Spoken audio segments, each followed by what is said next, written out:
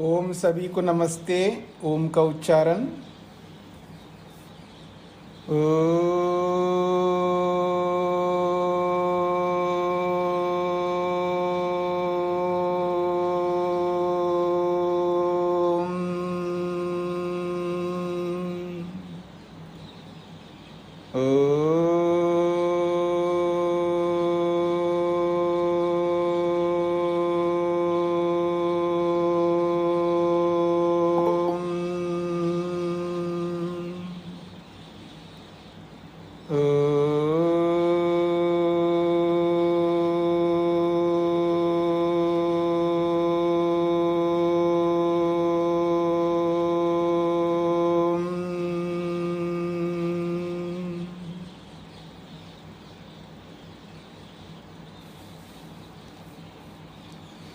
वेदांत दर्शन के प्रथम अध्याय के तीसरे पाद के 16 सूत्र पूरे हो गए हैं। प्रसंग चल रहा है दहर नाम ब्रह्म का है। तो 17वां सूत्र है प्रसिद्धेश्च। प्रसिद्धेः च। यहाँ जो प्रसंग चल रहा छांदोग्य का, इस प्रसंग में दहर आकाश कहा है। दहर नाम आकाश, यानी दहर को आकाश के रूप में बोला है। ऐसा ही अन्यत्र भी ये प्रसिद्धि है। दूसरे स्थान पर आनंद आकाश। तो कहीं उपनिषद में इसी परमात्मा को, ब्रह्म को आनंद आकाश के रूप में और यहाँ प्रसंग में दहर आकाश के रूप में प्रस्तुत किया है। तो उससे भी पता लगता है कि दहर शब्द ब्रह्म का नाम है। तो ये प्रसिद्धि है। तो देखिएगा, यो अयमत्र दहर आकाश परमात्मा वर्णिता सो अन्यत्र अध्यात्म ग्रंथे आकाश नामना प्रसिद्धः। यह अयम अत्र, जो यह यहाँ पर दहरः आकाशः, दहर नामक जो आकाश रूपी परमात्मा है, इसको लेकर के वर्णिता वर्णन किया है इस छांदोग्य के प्रसंग में। सह वही प्रसंग अन्यत्र अध्यात्म ग्रंथे, अन्यत्र दूसरे स्थान पर उपनिषद में आकाश नामना प्रसिद्ध, आकाश के नाम से प्रसिद्ध है। जैसे तद यथा को ही एव अन्यात् कह प्रण्यात् प्राण्यात् यद एषा आकाश आनंदो नास्यात्। आपने तैत्तिरीय उपनिषद में ये पढ़ा था, को ही एव अन्यात् कह प्राण्यात् यद एषः आकाश आनंदो नास्यात्। ये प्रसिद्ध वचन है, बहुत महत्वपूर्ण वचन है। को ही एव अन्यात्, कह ही एव अन्यात्, कौन जी सकता है, हम में से कौन ऐसा व्यक्ति है जो जी सकता है, लाइफ, जीवन कौन जी सकता है। फिर कह प्राण्यात्, कौन सांस ले सकता है, सांसें कौन ले सकता है। यद ऐसा आकाश आनंदः न स्यात्, यदि आकाश समान, आकाश के रूप में ये जो आनंद स्वरूपी परमात्मा विराजमान न होते, यदि हम सबको सांसें देने वाले, जीवन देने वाले ये आनंद रूपी आकाश परमात्मा नहीं होते, तो कौन जी सकता है जी, हम में से कौन सांस ले सकता है। ये प्रसंग है। तो यहाँ आकाश आनंदः, आकाश आनंद के रूप में बोला है तैत्तिरीय उपनिषद में। और यहाँ इस प्रसंग में छांदोग्य में दहर आकाशः, जो शरीर के अंदर छोटा सा स्थान आकाश है दहर के रूप में, तो वहाँ पर दहर आकाशा के रूप में बोला है। तो ये दहर नाम परमात्मा का है। ये प्रसिद्धि है। इस प्रसिद्धि से भी पता लगता है। वेदे अपि, और वेद में भी ये बात कही है, आकाशो ह वै नाम रूपयोर निर्वहिता। कहते हैं छांदोग्य में भी यही बात कही जा रही है। आकाशो व आकाशः ह वै नाम रूपयो निर्वहिता। आकाश ही नाम और रूप से निर्वहिता, आकाश जो है नाम और रूप से वैसे रहित है। स्वयं आकाश जो है ना तो इसका ऐसा कोई भौतिक नाम है इसका, और ना इसका भौतिक ऐसा स्वरूप है, ऐसा भी आप कह सकते हैं। अथवा यूँ कहिएगा आकाश जो है अपने नाम से और अपने विभिन्न योग्यताओं रूपी स्वरूपों से युक्त है, ऐसा भी आप कह सकते हैं।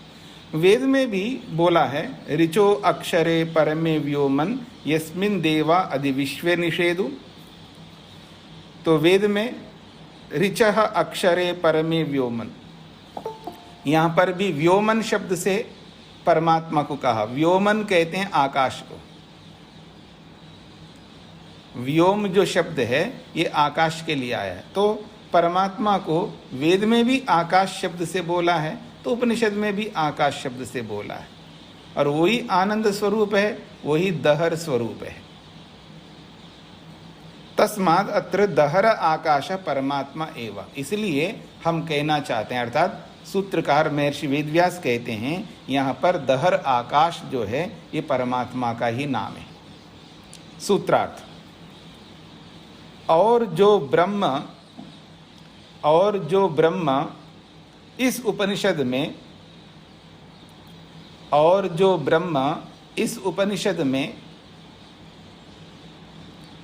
दहर आकाश के रूप में वर्णित है। इस उपनिषद में का मतलब है छांदोग्य उपनिषद में जो प्रसंग चल रहा है।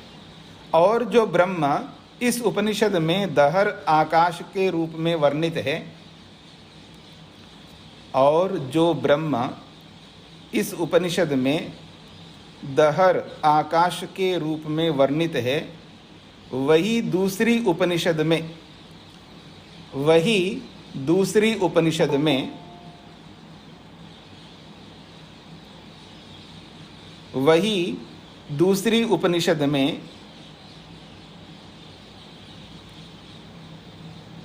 आनंद आकाश के रूप में, वही दूसरी उपनिषद में आनंद आकाश के रूप में प्रसिद्ध होने से, वही दूसरी उपनिषद में आनंद आकाश के रूप में प्रसिद्ध होने से दहर ब्रह्म का नाम है। दहर ब्रह्म का नाम है।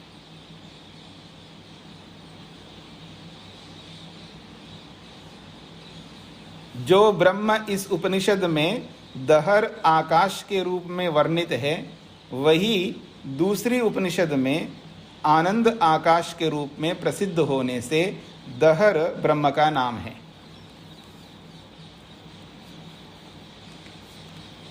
अगला सूत्र, इतर परामर्शात् स इति चेत् न असंभवात्। इतर परामर्शात् सह इति चेत न असंभवात्। इतर का मतलब भिन्न, अलग। तो प्रसंग चल रहा है ब्रह्म का, तो ब्रह्म से इतर, अलग, भिन्न।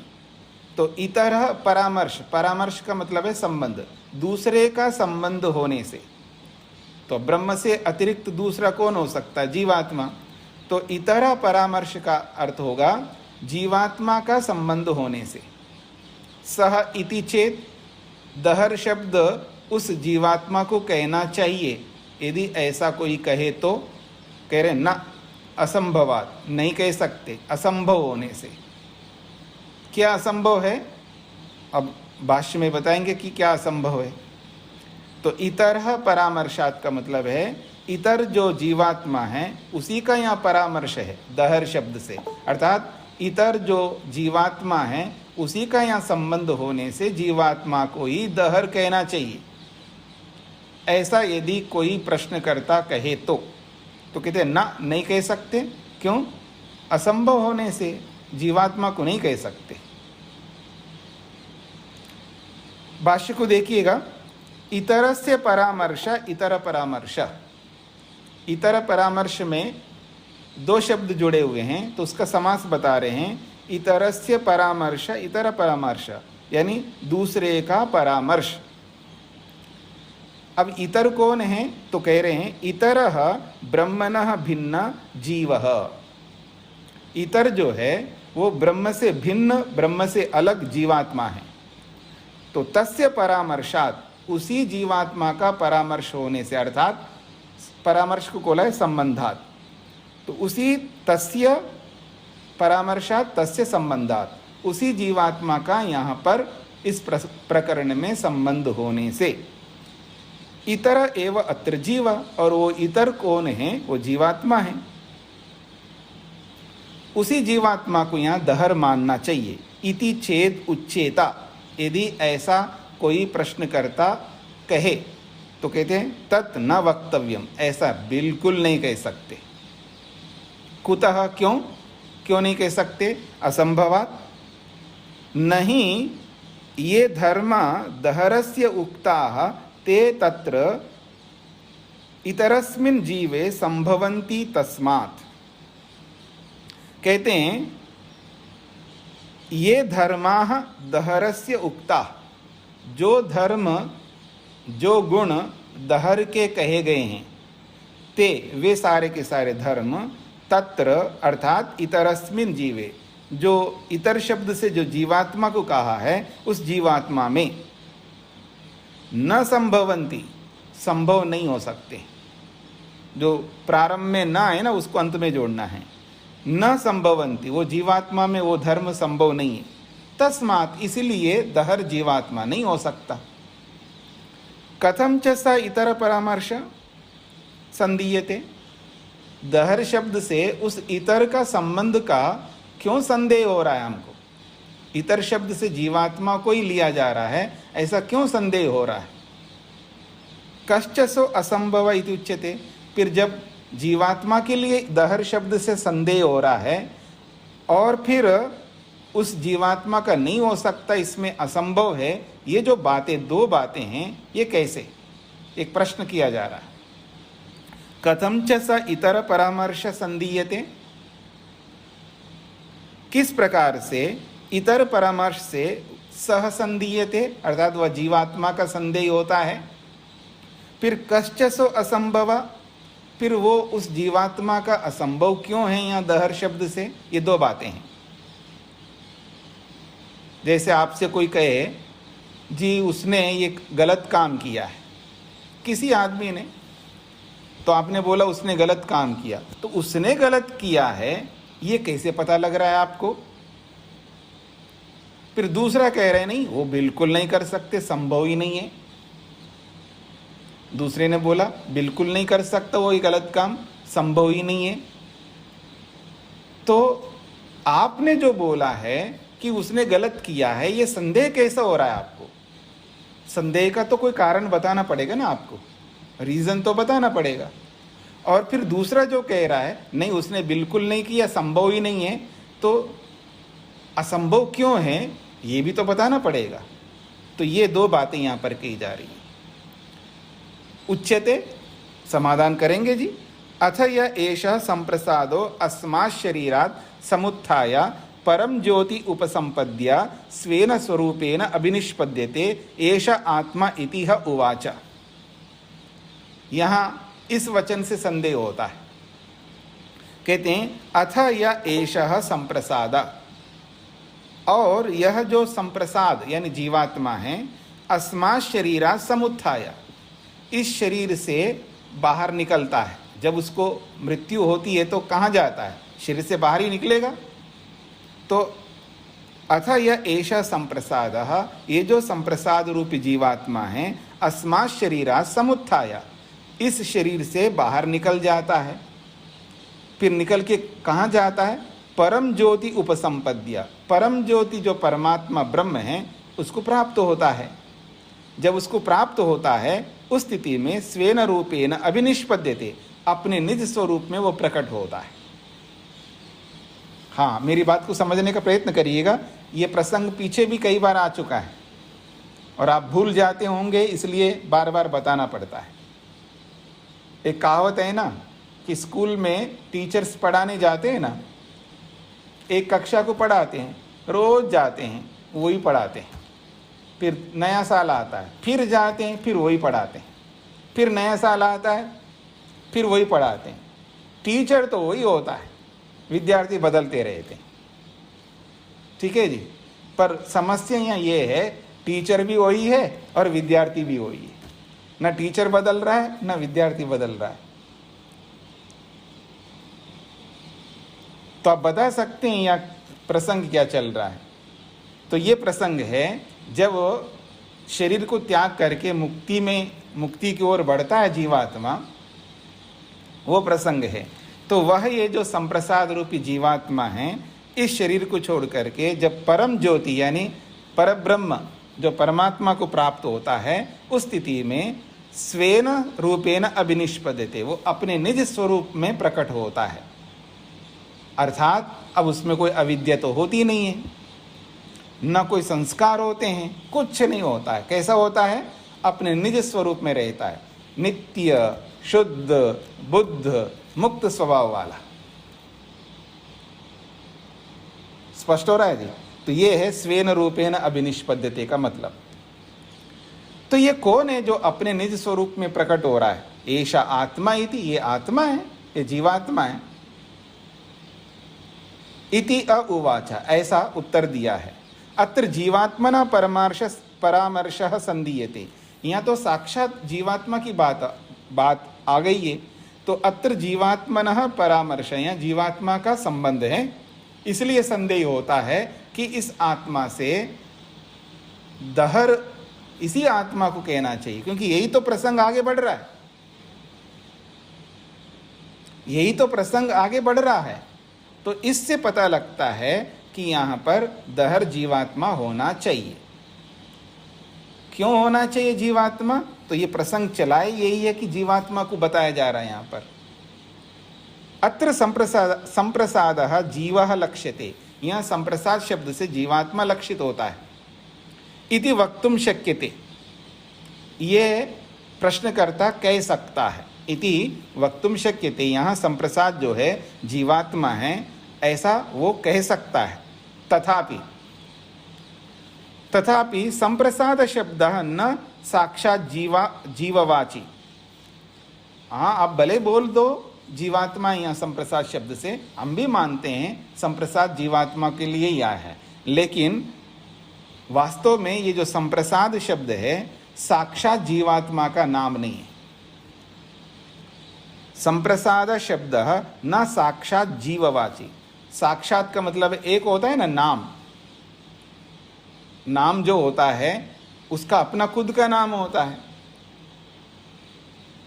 ठीक है जी, एक खुद का नाम होता है, और किसी दूसरे ने तात्कालिक रूप से भी कोई नाम दे दिया हो, मान लो वह रहता इसलिए, जैसे पिता नहीं है और पिता के सीट पर बेटा बैठ गया, प्रतिनिधि बोलते हैं ना आप लोग, प्रतिनिधि। हाँ जी, न्योता देने आ गए आपके घर पे कोई, अब न्योता दे करके गए, अब आप जा नहीं सकते, तो अपने स्थान पर बेटे को भेज देते हो, और बेटा गया है वहाँ पर और अंदर जाने लगा तो रोक दिया उसको। रोक दिया तो जो जिसने बुलाया है ना, उसने नहीं रोको मत, ये उनका प्रतिनिधि है, ये मान लो उन्हीं को समझ लेना, इनको भी समझ रहे हैं ना मेरी बात को। एक तो और बीच में एक हंसा देता हूँ मैं आपको। हंसाना क्या है कि पहली बार मैं अमेरिका गया था तो पता लगा कि यहाँ शादी होती है। हाँ होती है जी। कैसे होता है? निश्चित होता है, जितने लोगों को आना है उतने लोगों को न्योता दिया जाता है। अगर किसी कारण से कोई एक एक्स्ट्रा आदमी को लेके गए हो, नो एंट्री, उसके लिए कुर्सी नहीं मिलेगी। हाँ याद रखना। मेरे को बड़ा आश्चर्य लगा, कमाल है जी, ऐसा तो भारत में बिल्कुल होना चाहिए। हाँ समझ लेना माताओं, हाँ आपको बुलाया और आप आए नहीं हैं और मैं यहाँ कुर्सी नहीं रखूँगा आश्रम में, फिर देखना क्या हालत होगी आपकी। ठीक है जी। और बिन बुलाए कोई आ जाए तो उसको कुर्सी नहीं मिलेगी, भोजन नहीं मिलेगा, कुछ नहीं मिलेगा। कितनी अच्छी व्यवस्था है। किसी को जब आदमी जब ऑल ओवर दृष्टि से सर्वांगी पूर्ण सर्वांग पूर्ण जब नहीं विचार करता है उसको बुरा तो लग सकता है। भाई आप बिना बुलाए गए कैसे? आप पहली बात तो आपकी गलती है और वह निश्चित है, हम क्या कर सकते हैं।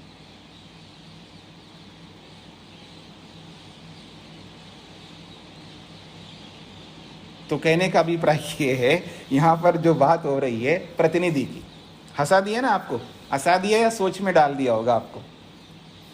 खैर, तो कहा जा रहा है यहाँ पर संप्रसाद जो शब्द है, जैसे सूर्य किसके लिए है? जी सूर्य, जो सूर्य निकलता है रोज, अभी सूर्यास्त हो गए हमारे यहाँ पर, तो सूर्य उसका नाम तो है लेकिन मुख्य रूप से उसका नाम नहीं है। मुख्य रूप से किसका नाम है? परमात्मा का। अग्नि, वायु, चंद्रमा, ये सारे मुख्य रूप से परमात्मा के नाम है। इसलिए तो तदेवाग्निस्तदादित्यस्तद्वायुस्तदु चंद्रमा तदेव शुक्रम तद ब्रह्म ता आपः स प्रजापति। तो मुख्य रूप से तो परमात्मा के नाम है। अब वैसे ही हमारे में भी गुण मिल जाए तो हमारे भी नाम ऐसे रख देते थे। जैसे मेरा नाम है विश्वंग, वास्तव में मुख्य रूप से मेरा नाम नहीं है, मुख्य रूप में से तो परमात्मा का नाम है।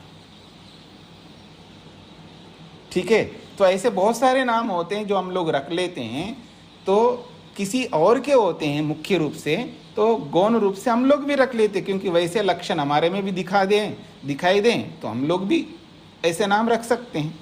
तो ऐसे ही यहाँ कहा जा रहा है कि वास्तव में ये जो संप्रसाद शब्द है ये साक्षात जीवात्मा का नहीं है, ये तो ही अन्यत्र वर्ण्यते। हम ऐसे नहीं बोल रहे हैं, क्योंकि दूसरे स्थान पर यह वर्णन किया जाता है। देखिए, स व एषः एतस्मिन् संप्रसादे रत्वा चरित्वा, ये बृहदारण्य का है। यहाँ जो हम पढ़ रहे थे ये छांदोग्य का था, अब हम बृहदारण्य के उदाहरण को देख रहे हैं। यहाँ पर स व एषः एतस्मिन् संप्रसादे रत्वा चरित्वा, सह का मतलब है जीवात्मा, सह वै एषः, वह निश्चित रूप से ये जो जीवात्मा है, एतस्मिन् संप्रसादे, इस संप्रसाद रूपी परमात्मा में, रत्वा चरित्वा, रमन करके विचरण करके फिर वापस आ जाता है, मुक्ति से लौट के आ जाता है। तो यहाँ संप्रसाद जो है परमात्मा के लिए आया है।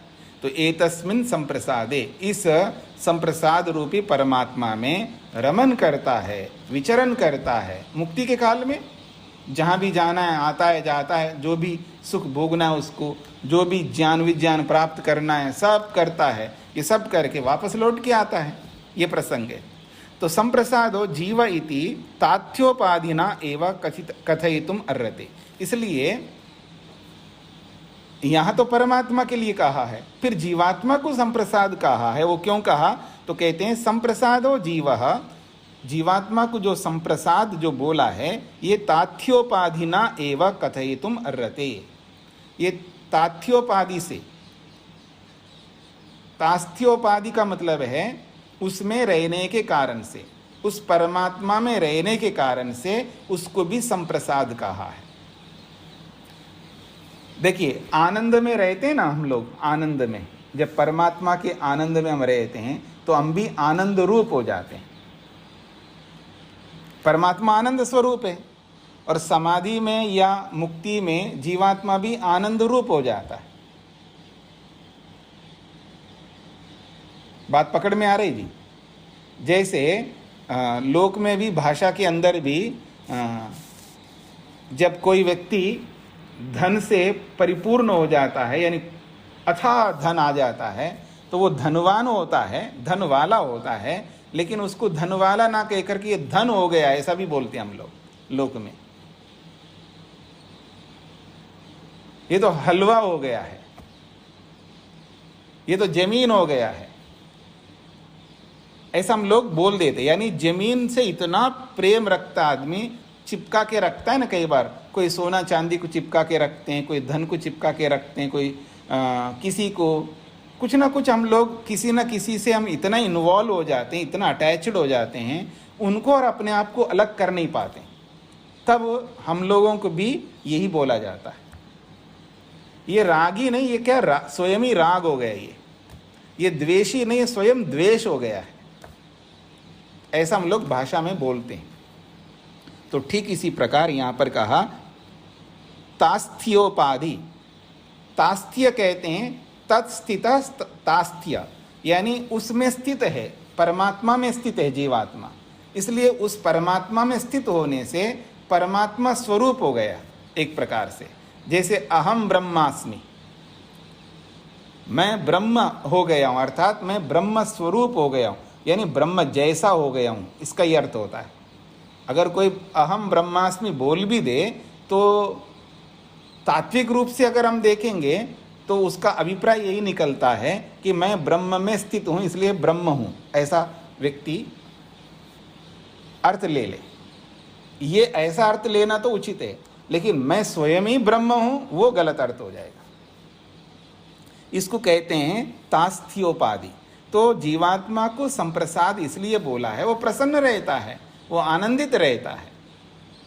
शरीर में रहता हुआ भी जीवात्मा यदि खुश रहता है, कभी दुखी नहीं होता है, समभाव में रहता है, समत्वम योग उच्यते जो बोलते हैं ना आप लोग, वो समभाव में रहता है, वो प्रसन्न रहता है, वो दुखी, नाराज और असंतुष्ट, भयभीत और हमेशा क्लेशित ऐसा नहीं रहता है।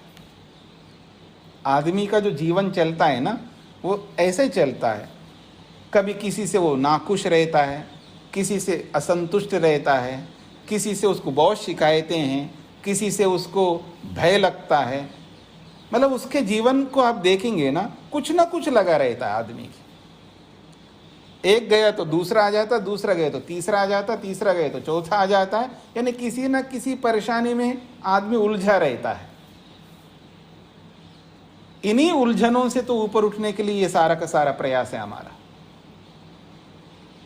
हम इन उलझनों में नहीं जीना है, इन उलझनों को दूर करने के लिए तो शरीर मिला है, इसलिए इन उलझनों को दूर करो। कैसे? बुद्धिपूर्वक। अब मैं किसी को बोलूं क्यों टेंशन लेते हो, क्यों दुखी हो, तो आखिर क्या करूं, वो बेटा है ना। अरे बेटा है तो इसमें कौन सा वो क्या बात है? अगर आप टेंशन नहीं लेंगे तो बेटा नहीं रहेगा क्या? बेटा है तो बेटा ही है, बेटी है तो बेटी है, पति है तो पति है, पत्नी है तो पत्नी है। मतलब टेंशन लेने से वो समाधान हो जाएगा ऐसा तो है ही नहीं। जब समाधान हो ही नहीं सकता, बात तो आप सही कह रहे हैं, लेकिन क्या करें, जो आखिर बेटा है ना, आखिर वो पति है ना, आखिर वो पत्नी है ना। अरे भाई, पत्नी हो, पति हो, चाहे कोई भी हो, टेंशन लेने से समाधान तो हो नहीं सकता, फिर क्यों टेंशन लेना है? मतलब वो शब्दों से जान रहा है, लेकिन उस ज्ञान को, उस जानकारी को वो अपील नहीं कर रहा, व्यवहार में नहीं ला रहा है। तो ऐसा जो जीवन है, इसी जीवन को व्यर्थ जीवन कहते हैं। ऐसे जीवन हमें नहीं जीना है। समझ में नहीं आ रहा है तो अलग बात है, ठीक है, कोई बात नहीं, समझ में नहीं है, इसके पास विवेक नहीं है, ज्ञान नहीं है, जानकारी नहीं है, इन्फॉर्मेशन नहीं है, दुखी हो रहा है, तो बात समझ में आती है। भाई जब जानकारी हो गई है तो काहे को दुखी होना? समाधान करो, इसमें कोई आपत्ति नहीं है, विचार करो, इसमें कोई आपत्ति नहीं, पर टेंशन लेना इसमें आपत्ति है, दुखी होना इसमें आपत्ति है, असंतुष्ट रहना इसमें आपत्ति है, भयभीत रहना इसमें आपत्ति है। तो इन सब समस्याओं से ऊपर उठना है, यह है सम रहना। हर परिस्थिति में अपने आप को ठीक रखना। इसका अर्थ ये नहीं कि हाथ पे हाथ धर करके बैठ जाओ, कुछ कोई बात नहीं, होने दो, ऐसा नहीं है। समाधान करो, उसके लिए मेहनत करो, पुरुषार्थ करो, इसमें कोई आपत्ति नहीं है। अगर कई लोग हम लोगों को बोलते हैं तो भगोड़े लोग हैं, ये तो भगोड़े हैं, ये दुख से डर करके भाग रहे हैं, ये कोई जीवन थोड़ा ही है। हमें कि शादी इसलिए नहीं कर रहे क्योंकि इसमें दुख है, और बच्चे पाल नहीं रहे इसलिए इसमें दुख है, और ऐसा करेंगे तो इसमें दुख है, तो भगोड़े लोग हैं, ऐसा हमको मानते हैं। अर्थात दुख से भागना भगोड़ापन है। तो ठीक है, आपको रोड के बीच में खड़ा करते हैं, जो आजकल बड़े बड़े रोड्स बन रहे हैं ना, 6 लेन के, 8 लेन के, और जब मैं पहली बार देखा था, कहाँ पर, तो वहाँ 24 लेन, बाहर की बात कर रहा हूँ, 12 लेन एक तरफ का, 12 लेन एक तरफ का, 24 लेन। तो बड़े बड़े रोड्स हैं जी आजकल, तो आपको रोड के बीच में खड़ा करते हैं और सामने से ट्रक लाते हैं, और भरी हुई ट्रक है और स्पीड में आ रही 80-90 की स्पीड में, खड़े रहना वहीं पर, देखते हैं आप दुख से भागते हो नहीं भागते हो। कमाल की बात है, दुख से भागना ये तो बुद्धिमानी है। जहां दुख नहीं है वहां जाना सबसे बड़ी बुद्धिमत्ता है। यहां इसका यह अभिप्राय नहीं है, मैं ये नहीं कहना चाह रहा हूं आप अपने कर्तव्यों को छोड़ करके भागो, मेरा यह अभिप्राय नहीं, बिल्कुल। मैंने कोई कर्तव्यों को छोड़ करके नहीं भागा, मैं विधि विधान के अनुसार संन्यास आश्रम में प्रवेश किया। कोई कहता आपने शादी क्यों नहीं किया, शादी करना आपका कर्तव्य है, यह आपको बोलना नहीं आ रहा है। शादी करना कर्तव्य बिल्कुल नहीं है। जिसको करना है वो करेगा, उसके लिए कर्तव्य है। जिसको नहीं करना फोर्स नहीं कर सकते आप। मेरी अपनी मर्जी नहीं चल रहा है, साक्षात वेद कहता है जिसको नहीं करना है वो सीधा संन्यास ले ले, जिसको शादी करना है वो शादी कर ले। वो गृहस्थ में जाने की भी बात कहते हैं और संन्यास लेने की भी बात कहते हैं। मैं तो विधान के अनुसार चल रहा हूं, मैं भगोड़ा कैसे हो सकता हूं? तो जो कर्तव्यों को छोड़ करके जो भागता है वो भगोड़ा होता है। इन बातों को समझने का प्रयत्न करना। मैं कोई आपको गुमराह करने के लिए नहीं बोल रहा हूं, यथार्थता बता रहा हूं। विधि विधान के अनुसार अगर हम चल रहे हैं कि अगर कोई व्यक्ति विवेकी बन करके समझ करके अपने कर्तव्यों को पूरा करता हुआ, अपने कर्तव्यों को पूरा करके वो दुख से बचने की चेष्टा करता है, ये तो बहादुरी का काम है, महानता का काम है, श्रेष्ठता का काम है, उत्कृष्टता का काम है ये। हाँ, कोई कर्तव्यों को बीच में छोड़ करके भागता है वो भगोड़ा जरूर है। तो दुखों से बचना हमें चाहिए। तो इस दृष्टि से सम रहना है हमको। तो ये जो संप्रसाद शब्द है ये उस व्यक्ति के लिए प्रयोग में लाया जाएगा जो खुश है। संप्रसाद का मतलब है प्रसन्न है। प्रसन्नता तभी होती है ना जब अशांति ना हो, अतृप्ति ना हो, असंतोष ना हो, भय ना हो, तभी तो प्रसन्नता होगी ना हमारे मन के अंदर। तो इन सारी स्थितियों से हटना है हमको, हट करके प्रसन्न रहना, हमेशा हमेशा मस्त रहना। जैसे श्री कृष्ण के बारे में बोला जाता ना कि हमेशा प्रसन्न रहते थे। तो ये जीवन है, वास्तव में इसी को जीवन कहते हैं। समझ करके भी, जानकारी के होने पर, इंफॉर्मेशन के होने पर भी दुखी रहना ये कोई बुद्धिमानी नहीं है।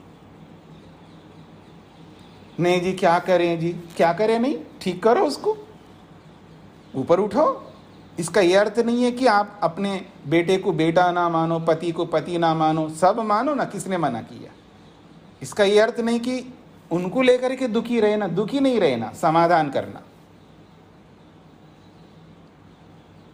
समाधान करो, इसका मतलब अटैचमेंट नहीं रखना, रखो ना, किसने मना किया।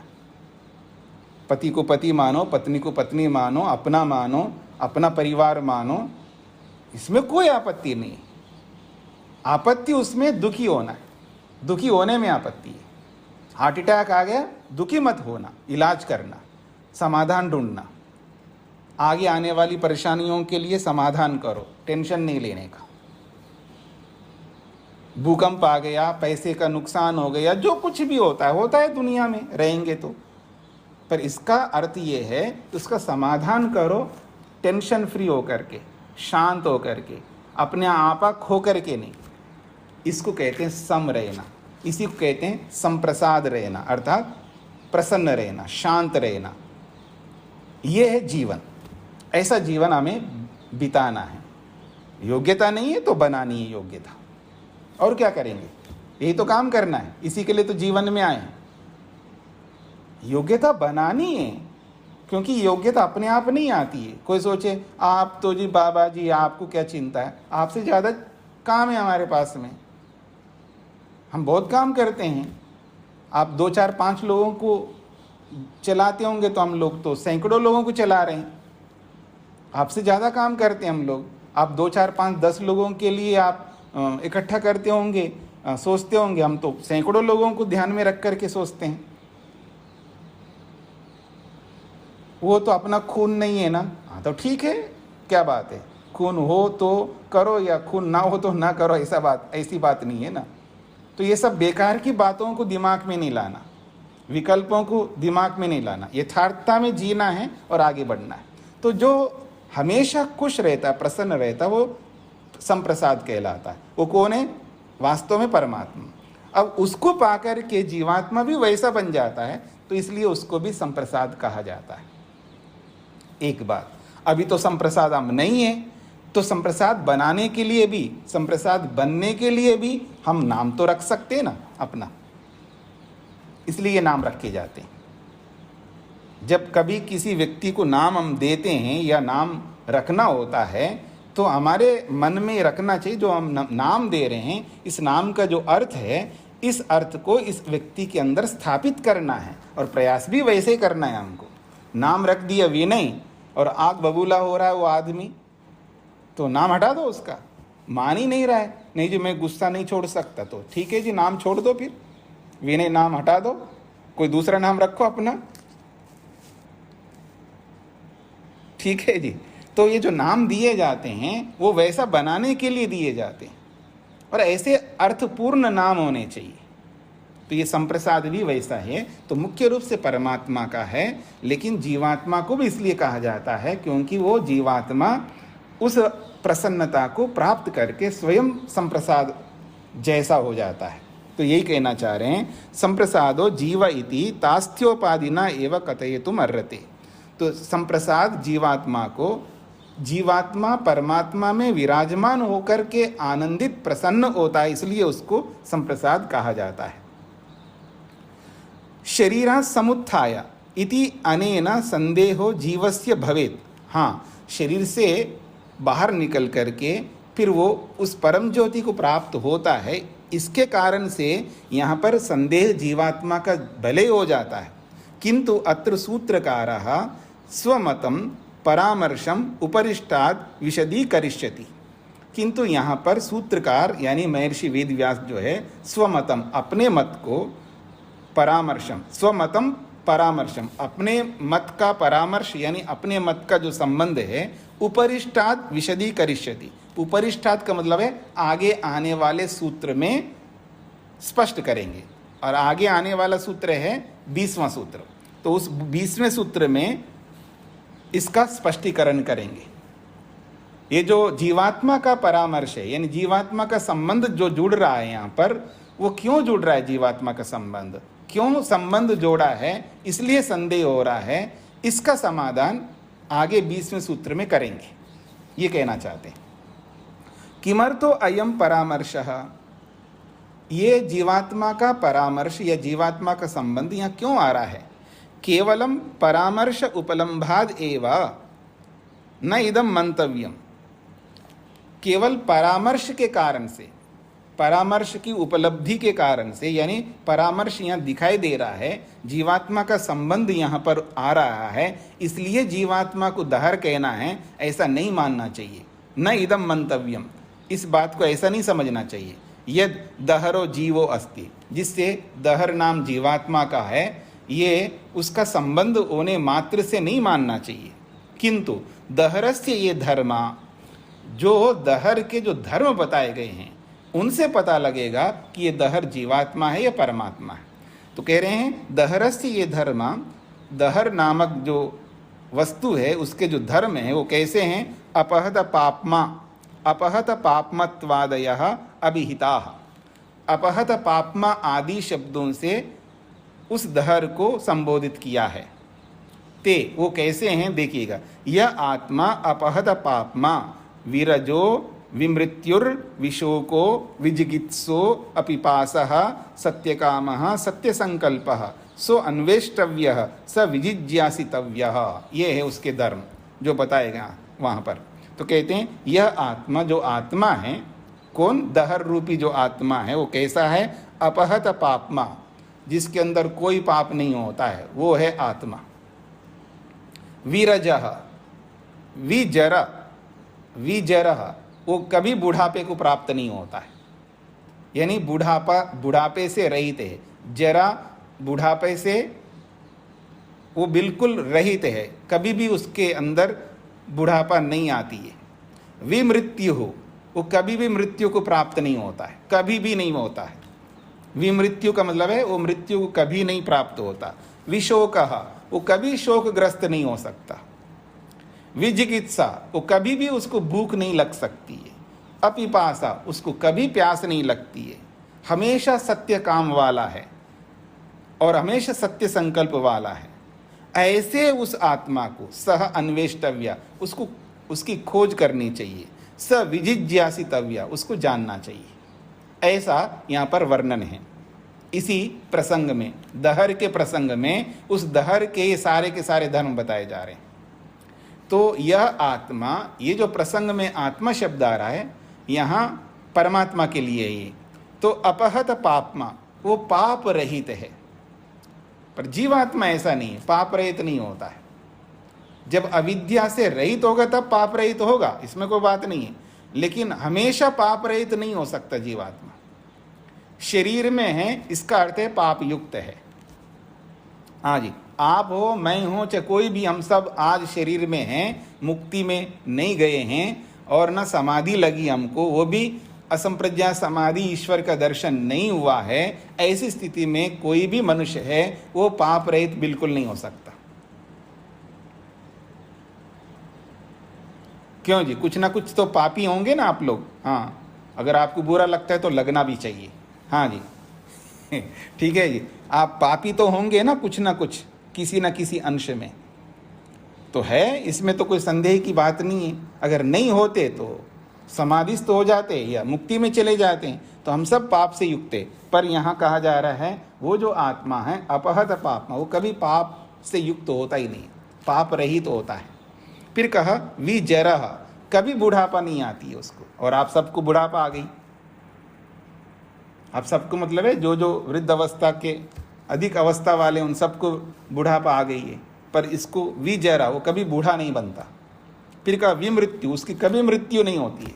हमारी तो होती है, हर बार मृत्यु को प्राप्त होते हैं, जब जब शरीर में आते हैं तब तब मृत्यु को प्राप्त होते हैं। फिर कहा विशोकः, कभी वो शोक नहीं करता है, वो शोक रहित है। और हम तो शोक ही करते रहते हैं, उठने से लेकर के रात्रि में सोने तक किसी न किसी प्रसंग में दुखी हो जाते हैं। किसी न किसी प्रसंग में बड़ा अच्छा भला चल रहा होता है और एक शब्द बोल देता है पति, बस पूछो मत, दुख। और एक शब्द बोल देती है पत्नी, दुख। या बहू बोल दे, या सास बोल दे, या पोता पोती बोल दे, या पड़ोसी बोल दे, कोई नहीं बोले तो मैं बोलूं तो भी दुखी। ठीक है ना? एक शब्द ऐसा आ जाए तो दुखी। ऐसे लोग हैं हम लोग। तो वो कहते हैं विशोक, वो कभी शोक से युक्त नहीं हो सकता। फिर कहा विजिकित्सा, उसको कभी भूख नहीं लगती है। और हमको तो क्लास समाप्त करते ही भूख लग जाती है। ठीक है जी, शाम का वक्त है, अब क्लास पूरी हो जाएगी, उसके बाद पहले पेट पूजा करेंगे, भूख लगती है हमको। फिर कहा अपिपासा, हमें कभी, यानी हम तो प्यासा ही रहते हमेशा। आदमी तो बोलते बोलते भी बीच बीच में पानी पीता है, आपने देखा होगा कई लोगों को, बोलते बोलते बीच बीच में पानी पीता है, उसको प्यास लगती है, मैं क्या करूं। पर उसको कह रहे हैं अपिपासा, उसको कभी प्यास ही नहीं लगती है। और सत्य कामा, हमेशा उसकी कामनाएं सत्य होती हैं। और हमारी कामनाएं देखे भगवान कैसी कामना करते हैं ना हम लोग। हाँ हाँ हाँ, देखिएगा मेरी ओर, आज हंसा रहा हूं ना आप लोगों को। हे भगवान, उसकी ऐसी इच्छा होती है, हे भगवान कोई ऐसा, ये दिन कब आएगा मेरे कुछ करना ना पड़े लेकिन सब कुछ मिल जाए। सोच देखिए आदमी का, क्या क्या सोच रखता आदमी। वो सोचता हे भगवान ऐसा दिन कब आएगा कि मेरे कुछ करना ना पड़े लेकिन सब कुछ मिल जाए, मतलब निठल्ला रहूं लेकिन सब मिल जाए। ठीक है जी, देखो हंस रहा हूं मैं भी, क्या सोच है आदमी का। मतलब ये सत्य काम है क्या? मतलब सत्य कामना है हमारी, ये यथार्थ कामना है हमारी। ये हम कैसी कामनाएं करते हैं?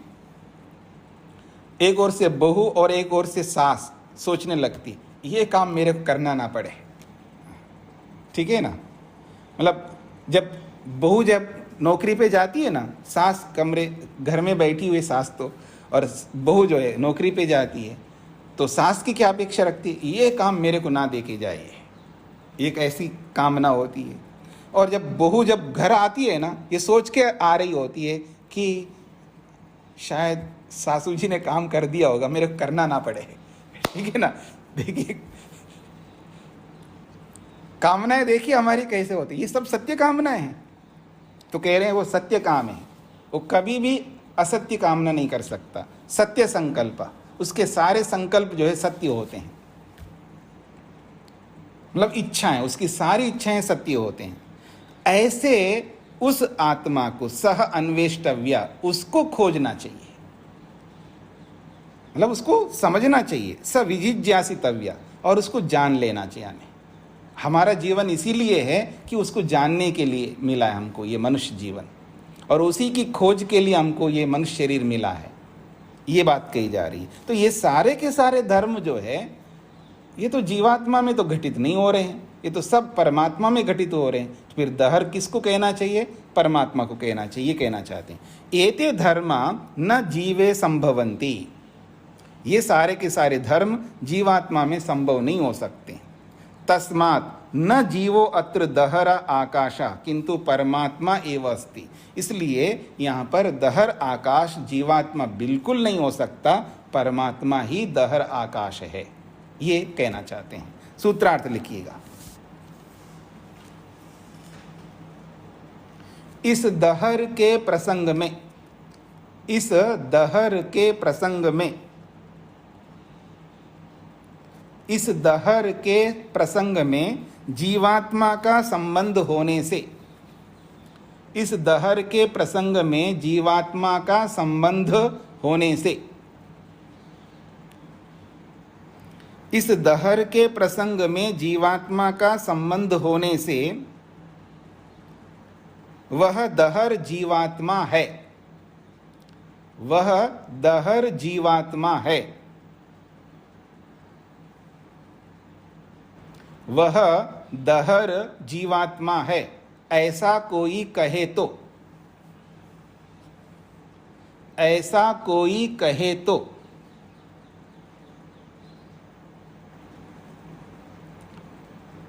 नहीं कह सकते, ऐसा कोई कहे तो नहीं कह सकते।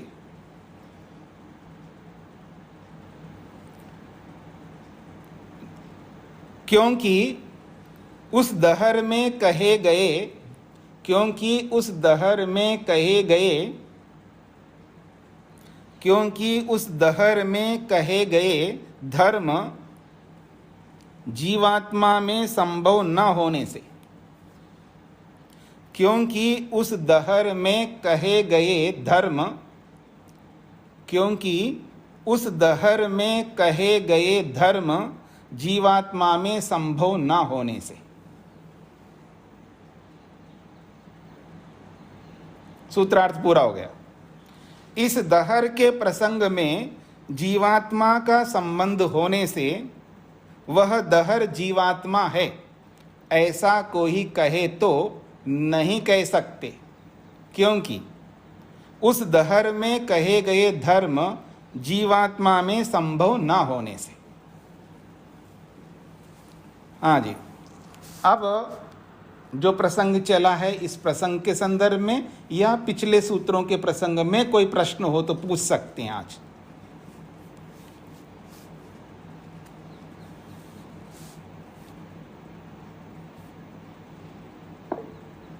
प्रेम कुमार जी बोलिए। स्वामी जी, दहर जो शब्द है ये ईश्वर के जो नाम है उनमें कहीं आता नहीं है, खाली यही इसी हमने अपना वेदांत दर्शन में ही ये शब्द सुना है। हाँ जी, तो जो ईश्वर के नाम है उसमें नहीं आता का मतलब जो 100 नाम सुने उसमें?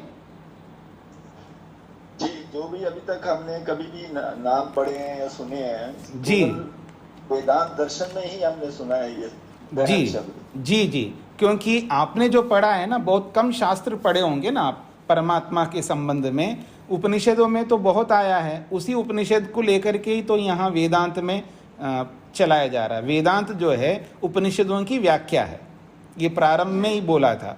तो उपनिषद में परमात्मा को दहर शब्द से बोला है। तो इसका ये दहर शब्द जो है ये वेदों में कहीं है जी?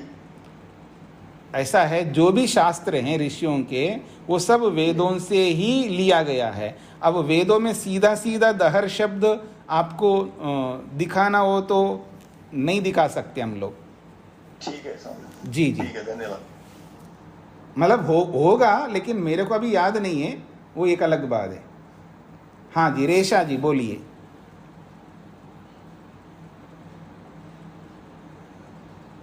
रेशा जी ने हाथ खड़ा किया था, वो नहीं बोल रही। अल्पना जी बोलिए। जी नमस्ते, मेरा ये प्रश्न था दहर के उन्होंने समझ में आ गया जी मेरे। जी जी जी, हाँ जी, हाँ अल्पना जी बताइए।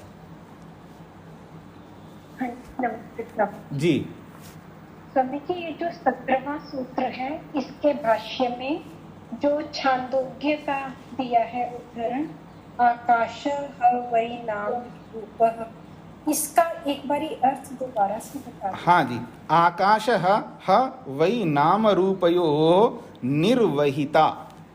ये जो आकाश है, ये नाम और रूप इन दोनों को निर्वहन करता है। अर्थात ये जितना बड़ा आकाश है, जैसे भौतिक आकाश में सारे के सारे पदार्थ हैं, और उन पदार्थों के रूप भी है और उनकी आकृतियाँ भी है, उन सबको अपने अंदर धारण किया हुआ है।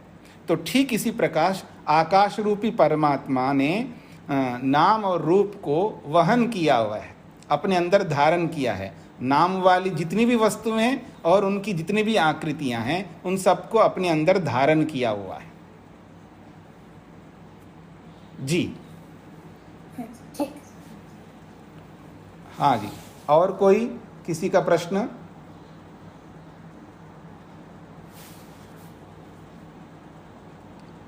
अच्छा, बस समाप्त हो गए प्रश्न? स्वामी जी, जी 13वें सूत्र में जी षोडश कला का वर्णन आया है, वो जी। उल्लेख आया है। जी जी, तो षोडश कलाओं से अभिप्राय? हाँ जी, उपनिषद में प्रश्नोपनिषद आप निकाल करके देखिएगा, वहाँ 16 कलाएं बताए गए हैं परमात्मा के। तो वो आपको दिखाई देंगे वहाँ 16 कलाएं क्या है। बहुत सारी बातें कही वहाँ पर। तो प्रश्नोपनिषद निकालिए, प्रसंग दिया ना प्रश्नोपनिषद का, तो वहाँ पर स्पष्ट किया है कि 16 कला वाला पुरुष परमात्मा कैसा होता है। जीवात्मा के लिए भी 16 कला वाला पुरुष भी कहा जाता है।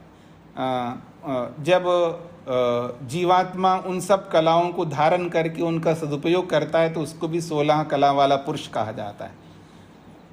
जैसे अभी हम पढ़ रहे थे ना, मुख्य रूप से तो परमात्मा को संप्रसाद कहते हैं, लेकिन जीवात्मा भी जब उस प्रसन्नता को धारण करता है तो उसको भी संप्रसाद कहते हैं। ठीक उसी प्रकार से 16 कलाओं वाला मुख्य रूप से तो परमात्मा है, लेकिन जीवात्मा भी उन 16 कलाओं को जो धारण किया हुआ है, उनका सदुपयोग करता है, तो उसको भी 16 कला वाला पुरुष कहा जाता है। तो ये आप प्रश्नोपनिषद निकाल करके देखिएगा, आपको समझ में आएगा। जी धन्यवाद स्वामी जी। हाँ जी, विशाल जी बताइए क्या प्रश्न है? स्वामी जी, परसों या उससे पहले दिन आपने क्षेत्रज्ञ का बताया था जी। तो उसमें आपने किसान और खेत के बारे में बताया। तो भगवत गीता में जो क्षेत्रज्ञ है, उसमें आत्मा और शरीर का विषय बताया है, उसी को लेकर के। जी, तो वो दोनों समान रूप से समझने चाहिए कि उसमें कुछ अंतर था? वो तो प्रसंग के अनुसार क्षेत्रज्ञ का शब्दों का अर्थ बदल जाता है। वहाँ क्षेत्र शरीर को बोला है और शरीर में रहने वाले जीवात्मा को क्षेत्रज्ञ बोला है। और यहाँ पर जो क्षेत्र बोला है वो धरती को बोला है, और उस धरती को जानने वाला, उसका काम लेने वाला जो किसान है उसको बोला है। तो ये अलग प्रसंग है यहाँ का, और वहाँ गीता का जो अलग प्रसंग है, वहाँ अलग प्रसंग है। जी धन्यवाद स्वामी जी। हाँ, श्वेता जी बोलिएगा। नमस्ते स्वामी जी। जी। आज की कक्षा में दहर का शब्द आकाश समझ आया ना स्वामी जी कल, और फिर उसमें रेफरेंसेस दिया गया है कि दूसरे उपनिषदों में भी दहर का शब्द आनंद आकाश कहा गया है, इसलिए यहाँ पे परमात्मा को ही लेना चाहिए। जी जी। ऐसा समझ, तो फिर दूसरे उपनिषदों में पर ऐसे कहा गया है रेफरेंसेस कि हाँ वहाँ पे आकाश के अर्थ में लिया गया है, तो ऐसा क्यों मान ले कि वहाँ पे आकाश का परमात्मा का को ही लिया गया हो, और फिर यहाँ पे कैसे प्रूव होता है कि जो रेफरेंसेस दिया गया है वो परमात्मा के अर्थ में दिया गया है वहाँ पे, और इसलिए हमको यहाँ लेना चाहिए। जी जी। तो यहाँ पर तो जो धर्म बताए जा रहे हैं वो तो परमात्मा ही में घटित होते हैं, ये तो आपको समझ में आ गया। और वहाँ पर जो आनंद आकाश कहा, तो आकाश का आनंद गुण तो है ही नहीं है जो भौतिक आकाश है। वहाँ आनंद आकाशा ना स्यात् कहा ना। हाँ, कौन जी सकता है, कौन सांस ले सकता है यदि आनंद रूपी आकाश नहीं होते, ऐसा वहाँ पर कहा है। तो वो आनंद रूपी आकाश भौतिक वस्तु तो नहीं हो सकता, तो परमात्मा ही है। और वहाँ पूरा प्रसंग जो चल रहा है वो परमात्मा के लिए प्रसंग चला है। तो वहाँ जैसे परमात्मा को आनंद रूपी आकाश के नाम से बोला है, तो वही आकाश रूपी आनंद परमात्मा को यहाँ दहर आकाश के नाम से बोला है, ये कहा है यहाँ पर।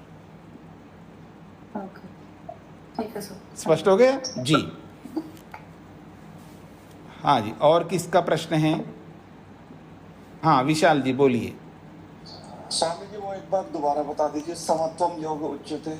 समत्वम योग उच्यते का मतलब ये है कि हमारे जीवन में दो परिस्थितियां दो बनती है, कभी सुख आता है, कभी दुख आता है, कभी संतोष होता है, कभी असंतोष होता है। मतलब संतोष का कारण भी आता है और असंतोष का कारण भी आता है। कभी दुख का कारण आता है, कभी सुख का कारण आता है, कभी तृप्ति का कारण आता है, कभी अतृप्ति का कारण आता है। ऐसे बहुत सारे कारण हमारे जीवन में विरोधी कारण आते हैं। तो उन सभी कारणों की स्थिति में हमको सम रहना चाहिए। दुख का कारण आए तो भी हमें सम रहते हुए उस दुख का समाधान कर लेना चाहिए, और सुख का कारण आए तो भी फूल के कुप्पा होकर के अपना आपा न खो बैठना है, वहाँ पर उस सुख का भी समाधान करना चाहिए, यानी उसको सहन करना चाहिए। दुख को भी सहन करना होता है तो सुख को भी सहन करना होता है। ऐसे ही मान सम्मान आता है तो उसको भी, सम्मान को भी सहन करना होता है, अपमान को भी सहन करना होता है। जब सम्मान करता है व्यक्ति तो आदमी अपना आपा खो बैठता है, वहाँ पर भी कुछ ना कुछ बोल पड़ता है, वो सहन नहीं कर पाता है सम्मान को।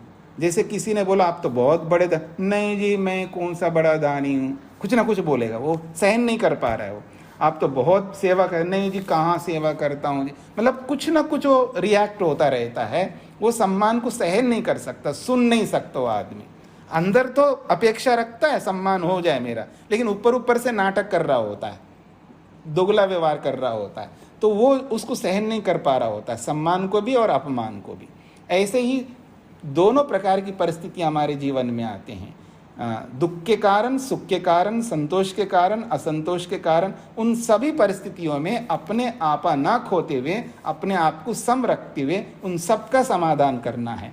यानी अच्छी स्थिति का भी समाधान करना और गलत स्थितियां आती हैं उनका भी समाधान करना। समाधान कर्ता के रूप में अपने आप को हमेशा तैयार रखना होता है। दुखी होकर के, असंतप्त होकर के, अपने आपक होकर के गलत ढंग से हमें क्रियाएं, कर्म नहीं करने चाहिए, चाहे वो मन से हो, चाहे वो वाणी से हो या शरीर से हो।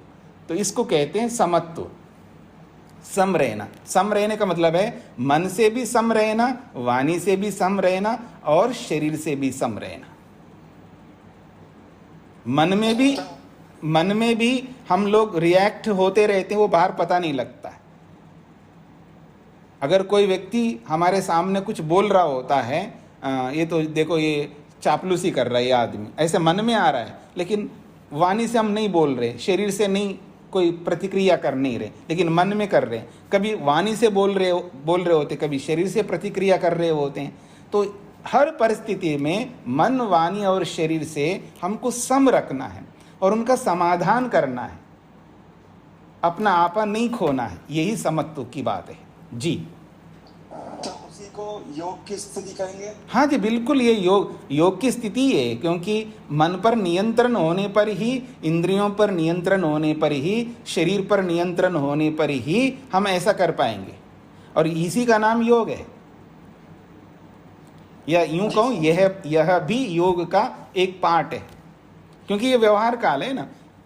एक्चुअल वास्तविक योग तो समाधि वाला है, लेकिन वो भी योग का एक अंग है, ये भी योग का अंग है।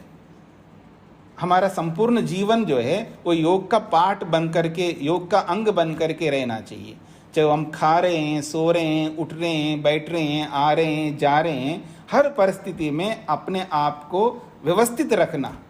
ठीक है, आज हमारे में वो योग्यता नहीं है, तो टारगेट तो बना के रखना पड़ेगा ना हमको। जी, इतने समय तक मेरे को 100% अपने आप को बनाना है। अभी मैं 20% का हूँ, 30% का हूँ, 40% मेरे जीवन में है योग। कोई कहेगा मेरे में 80% है, कोई कह सकता 90% है। तो इन सब स्थितियों में अपने आप को ला करके एक दिन ऐसा हमको बनाना है कि आज मैं 100% जो है योग युक्त हूँ, और किसी भी परिस्थिति में मैं अपने आप को गलत ढंग से, ना मन से, ना वाणी से, ना शरीर से प्रतिक्रिया व्यक्त करूँगा।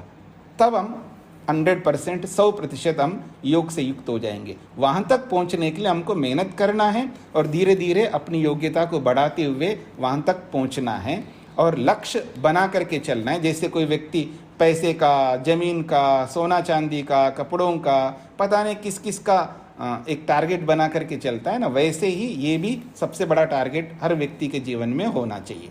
हाँ जी, अनीता जी बोलिए। हाँ, अनीता आर्या जी के नाम से हाथ खड़ा है, बोलिए। स्वामी जी प्रणाम। स्वामी जी, मैं ये पूछना चाह रही थी कि सुषुप्ति के बारे में कुछ दिन पहले चर्चा हुई थी, सुषुप्ति अवस्था। तो मेरे मन में ये प्रश्न आ रहा था कि कहा जाता है कि सुषुप्ति तो कोई भी नहीं जान सकता, तो क्या योगी सुषुप्ति अवस्था को जान सकता है या नहीं जान सकता? मतलब इस विषय में एक संदेह उत्पन्न हो रहा था। जी, सुषुप्ति अवस्था को हर कोई व्यक्ति जानता है, कोई नहीं जान सकता ऐसा बिल्कुल नहीं है। हम जानते हैं, कई बार भूल जाते हैं और कई बार याद रखते हैं। बहुत अच्छे ढंग से सोया हूँ जब उठ करके जब बोलते हैं हम लोग, तो याद रखा है तभी तो बोलते हैं, हमको पता लगता है तभी तो बोलते हैं। आज रात को अच्छी नींद नहीं आई है और टूटती रही है, और बहुत बुरे बुरे स्वप्न आए, गलत स्वप्न आए, तो पता लगता है ना व्यक्ति को। चाहे स्वप्न अवस्था के बारे में भी पता लगता है, और अच्छी नींद का भी, खराब नींद का भी, या बेखबर होके सोने का भी, सबका पता लगता है। कभी कभी हम पता नहीं लगा पाते हैं, लेकिन पता हर व्यक्ति को लगता है। जी, तो यही मतलब मेरे मन में डाउट हो रहा था कि क्या मतलब, या हम उस स्थिति को तो महसूस नहीं कर सकते, उठ के हम कैसे सोए, लेकिन उस अवस्था में जब हम हैं, तो उस अवस्था में तो हम कुछ नहीं जान पाते हैं। जब हम उस अवस्था में जाते हैं, नहीं जानते हैं, तभी संस्कार बना, तभी तो उठने के बाद हम उसकी स्मृति लाते हैं। कोई बात नहीं, अभी समय पूरा हो गया, ज़्यादा हो रहा है, तो मैं फिर बताऊंगा कभी आगे, इसको थोड़ा समझाने का प्रयत्न करूंगा। और अभी जिन लोगों के हाथ खड़े हो रहे हैं वो इसको आप विराम दे देते हैं, क्योंकि समय आपका ज़्यादा हो गया है। फिर हम कल या आगे जब भी प्रश्नोत्तर का होगा तब जरूर करेंगे। इस अनीता जी, आप भी इस प्रश्न को और उस समय रखिएगा, जब प्रश्नोत्तर होगा, जब भी होगा तो इसको भी समझने का प्रयत्न करेंगे। जी, इसको यहीं पर विराम देते हैं। ओ